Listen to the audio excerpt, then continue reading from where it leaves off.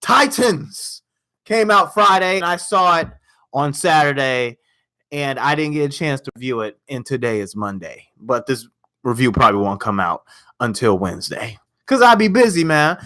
So Titans Season 2, what did I think about it? Because I know that's what you want to know. You want some sort of analysis.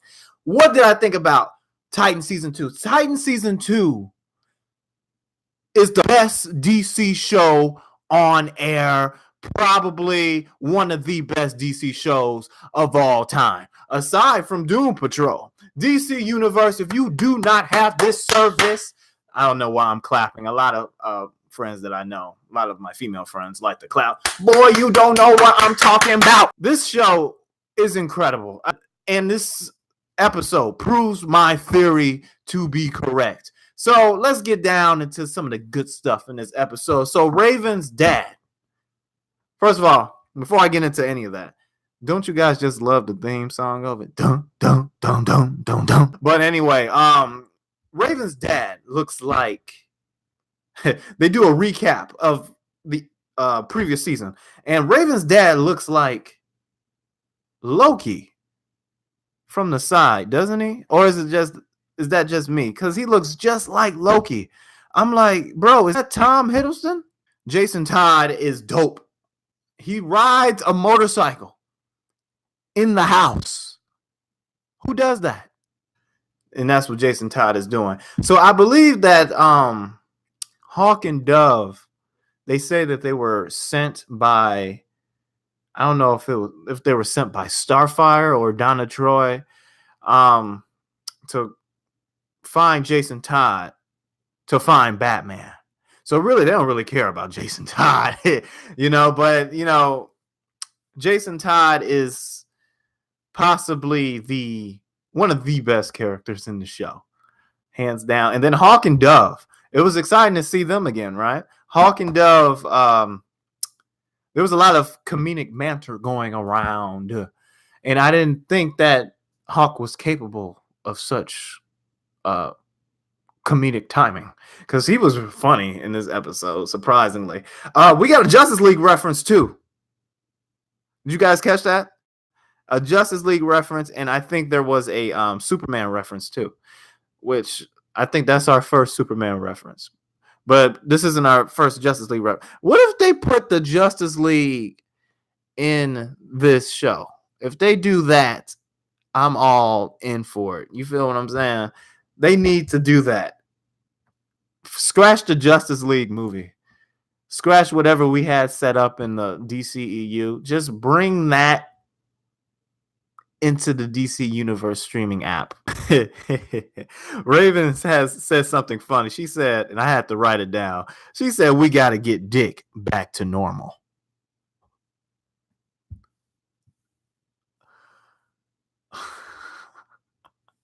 I don't know, man. I feel sorry for whoever's name is Dick. Like, you can't. I don't know. I was just so childish. I'm 20 years old and I'm childish as hell. So, yeah, when she said, we got to get Dick back to normal, there's no other way to decode that but to think dirty. Donna Troy is the MVP, man. Donna Troy. She is awesome. She is awesome. I think I'm going to really like her. I actually like her, the actress's interpretation of the character, her depiction of the character, more so than the Injustice Donna Troy, or in any of the comics that I've read, particularly Injustice, the comic book run Injustice. And I love Donna Troy in the comics, but I think what this actress does, she takes the character and make it feel so grounded. She makes it feel so grounded, and that's what I really like about her. And then there's a scene where Jason Todd is like envisioning himself. No, is it Jason Todd? It was either Jason Todd or Beast Boy. They were just envisioning themselves or envisioning the other Titans members in their costumes. And Donna Troy was in hers. She looks good. She looks, man, Donna Troy, you are the MVP. Dick Grayson versus Jason Todd. So that whole fight scene was awesome. Like, you can't tell me otherwise. And then the music that was playing in the background was so Batman-esque. Like, I just love Gotham. I love everything about Gotham City. So when you just have great fight scenes and you combine that with great uh musical scores, bro, I just fanboyed out at that moment. It was an epic fight. Like oh my god, it was epic, and it was dark. That's what DC does. We go dark with this thing. You know, people like to complain that we too dark for the average movie going audience. I'm like, y'all, you either gonna watch it or you not. You seen the Joker trailer? This ain't for little kids, man. You can't be no kid watching this big boy stuff right here. And that's no shot at Marvel. I love Marvel.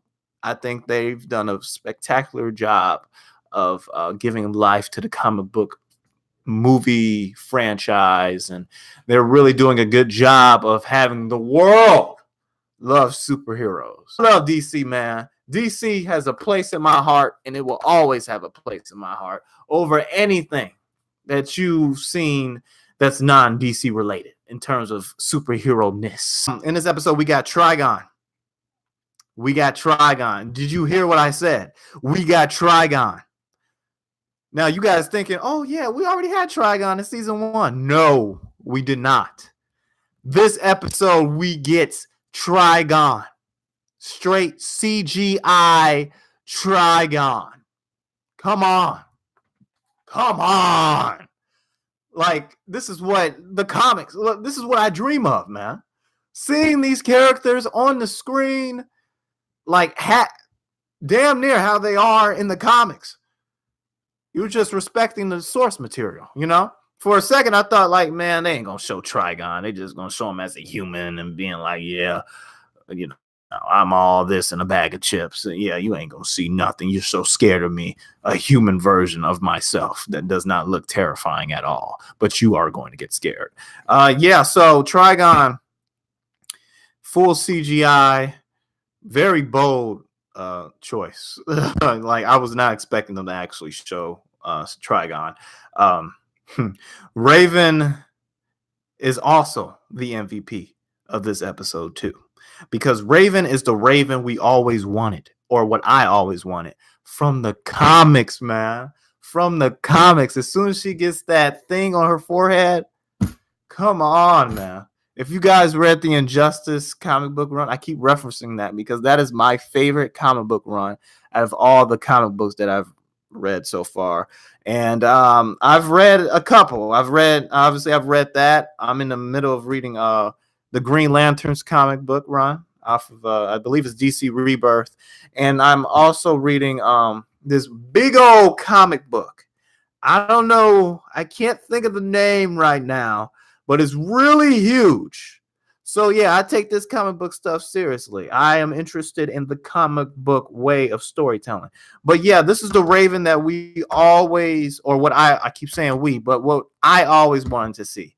Because I liked what we were getting in season 1, but I didn't think that Raven particularly was quite the Raven that I was used to seeing or accustomed to seeing. I mean, despite the only iteration that I've seen on screen was the one from Teen Titans. But then again, you can make the argument. I actually think Teen Titans Go is funny too. So that's not that Raven there. That's a totally different Raven. So, you know, you can make the argument there too.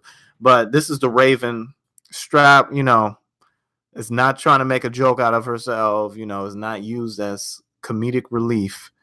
This is straight on Raven from the comics, and I really appreciated that. And I think people are going to start liking the actress, because I know a lot of people do not like the actress at all, because they believe she cannot, you know, display emotions properly. And, you know, I'm like, dog, listen. I don't even want to go further into the picture, right? You guys get the picture. It doesn't matter what I think, right? Actually, it does, man. I don't know why I just said that. Where Raven was talking to Trigon, and she says, you know what they say. Genetics is destiny. It was going to come down to WTFs. What the hell? But I think something. Now, I don't know. I haven't. Maybe I've just not been around the block, I guess. But I've never heard that saying before. I don't hate. I just dislike, as of this moment, when someone says something that starts, you know what they say. No, not this. Genetics is destiny. Who says that? If you can pull up a clip of someone saying that, that would be very much appreciated. Genetics is destiny. I don't follow. I'm sorry. Slade Wilson. If you guys play Black Ops 2, the campaign mode, doesn't Slade Wilson, when we first see him, he kind of looks like Raul Menendez. Kind of looks like Raul Menendez. I was like, yo, that's Raul. But then I thought about it. That's not Raul. Raul isn't even a real person. So, I mean, it's interesting to see them tackle on Slade Wilson again in the TV department, because if you guys watched Arrow, we had Slade Wilson in that too, and that was a genius performance by, I can't even remember that actor's name, but that was a phenomenal performance. I'm excited to see what this season of Titans is going to do with Slade. I'm very excited. So I only saw the trailer one time, and I keep it that way because I just want to be surprised. You know what I mean? Because I sometimes forget the little stuff. It appears that Robin's character is complete as of now.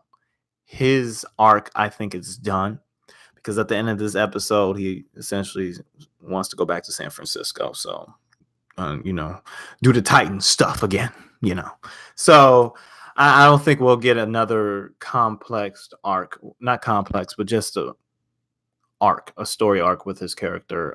At least not anything that's going to be, not saying it's not going to be intriguing enough, but I don't know, because Raven, I can make the argument that Raven was the reason why the show existed. Well, because it was really centered around her. And but I think Starfire still has some story elements that could be used for this season, and we can explore that lore a little bit more too. So that'll be exciting. Next week, I don't know what's going to happen next week because I don't watch the the preview for the next week's episode. I try to stay away from those things. So we shall see. I'm hoping if it's going to be 11 episodes, that we have 11 weeks of this, which means that I have 11 weeks to do more reviews, or 10 weeks now. So hopefully, it'll be an interesting season. And I'll try to do a lot of DC show reviews, especially the Harley Quinn show that's going to come up. And whenever we get news about the Stargirl stuff, that's what I want to know about, because I hope that doesn't get canceled, because I put in work, time, money into Swamp Thing, and that got canceled. But I don't think Titans and Doom Patrol, those two shows, are safe. They're not going anywhere. It's just these other shows, man. I want them to bring back Swamp Thing. I want them to bring or have all their shows. Like, their shows should not be canceled. I don't know. So it's going to be interesting to see how these studios choose to go forth with their properties, because obviously Disney Plus is doing the same thing, which I will be getting too. Man, listen, I'm 20. I'm broke, but somehow, some way, I find a way to watch these shows. I'm excited. 10 out of 10 episode for me. Can't wait for next week. All right, that's my review. First episode review ever. Let's see how this goes. I might do more. Who knows? If I have the time, I will. All right, peace in the Middle East, baby.